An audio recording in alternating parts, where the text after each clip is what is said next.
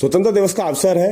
तिरंगे और इससे रिलेटेड कुछ फैक्ट्स आपने सुने होंगे और मैं आपके लिए लेकर आया हूं, जहां बात करेंगे राष्ट्रीय ध्वज, भारतीय तिरंगे के बारे में, नेशनल फ्लैग के बारे में। तो यह हमेशा ही स्वतंत्रता यानी इंडिपेंडेंस और संप्रभुता का प्रतीक रहा है। किसी भी देश की पहचान होता है झंडा। देश का झंडा, भारत का जो नेशनल फ्लैग है, उसे तिरंगा यानी ट्राई कलर के नाम से जाना जाता है। और आज मैं आपको कुछ ऐसी बातें बताने जा रहा हूं तिरंगे के बारे में, बहुत सारी शायद ही आपको जो पता हो, और देश के नागरिक होने के नाते आपको यह बातें पता होना बहुत जरूरी है। भारत का राष्ट्रीय ध्वज भारतीय नागरिक के साथ साथ स्वतंत्रता के लिए लंबे समय से संघर्ष का एक प्रतिनिधित्व करने वाला एक ध्वज है। प्रधानमंत्री जवाहरलाल नेहरू ने कहा था कि एक ध्वज यानी कि झंडा न सिर्फ हमारी स्वतंत्रता बल्कि देशवासियों की स्वतंत्रता का प्रतीक है। मतलब देश और देशवासियों दोनों की स्वतंत्रता एक झंडे को रिप्रेजेंट करती है।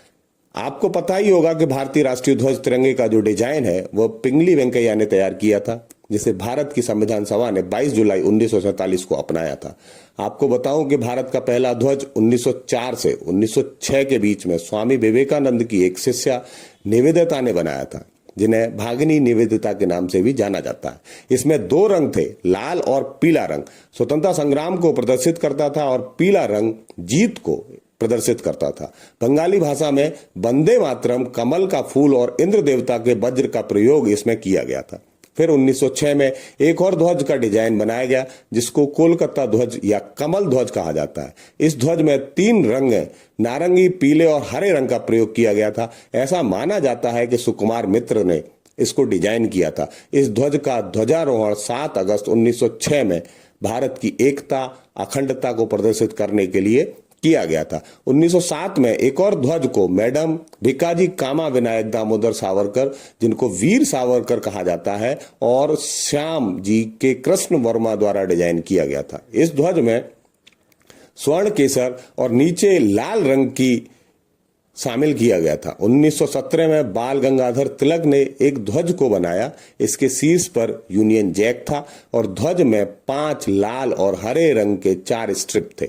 इसमें सप्तऋषि नक्षत्र की आकृति भी थी, जो कि हिंदुओं के लिए एक पवित्र मानी जाती है। ऐसा पढ़ने के लिए मिलता है। इस ध्वज में सफेद रंग और लाल रंग को शामिल किया गया था। सफेद रंग सबसे ऊपर, हरे रंग को उसके बाद, लाल रंग को और उसके नीचे शामिल किया गया था। सफेद रंग शांति का प्रतीक होता है और हरा रंग मुसलमानों का प्रतीक होता है। लाल रंग हिंदू और सिख समुदाय का प्रतिनिधित्व करता था। ऐसा कहा जाता है कि चरखा इस समुदाय के एकीकरण के लिए प्रतीक के तौर पर लगा गया था। इस ध्वज की तर्ज पर आयरलैंड में भी एक ऐसा ही ध्वज तैयार किया गया था, क्योंकि वह भी अपनी स्वतंत्रता पाने के लिए ब्रिटेन से संघर्ष कर रहा था और इसको आधिकारिक ध्वज के रूप में अपनाने के लिए नहीं, बल्कि व्यापक रूप से भारत की आजादी की लड़ाई में राष्ट्र ध्वज के प्रतीक के रूप में इस्तेमाल कर रही थी उस समय की सरकार है और उस समय के आंदोलनकारी।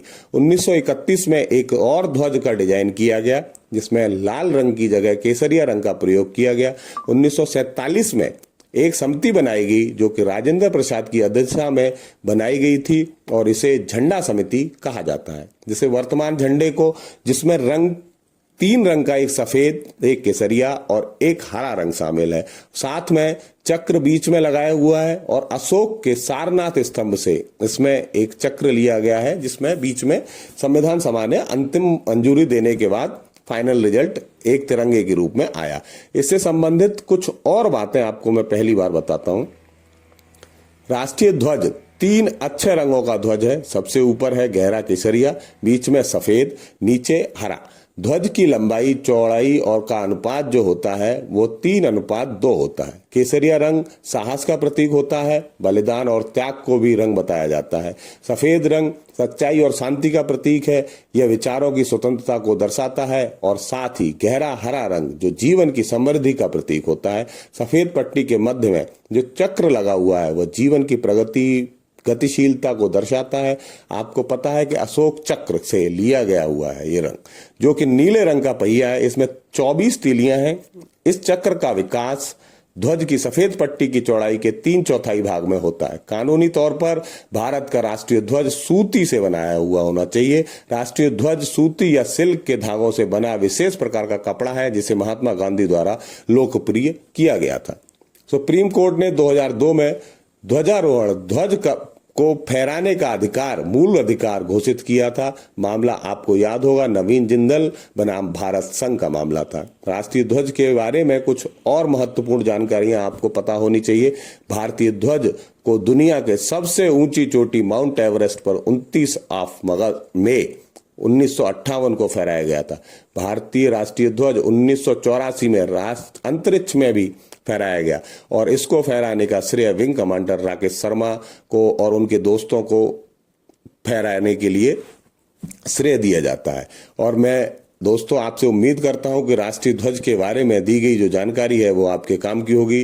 स्वतंत्रता दिवस के अवसर पर इनमें बहुत सारी जानकारियां आपके लिए नई होंगी और आप पहली बार इनको जान रहे होंगे। अगर आपने इस बातों को जान लिया है तो भारतीय होने पर गर्व करो और लोगों तब तक इसका सम्मान करो, बनाए रखो, इसकी गरिमा बनाए रखो और जागरूकता का प्रसार करिए। आप सभी देशवासियों को स्वतंत्रता दिवस की एक बार पुनः ढेर सारी शुभकामनाएं।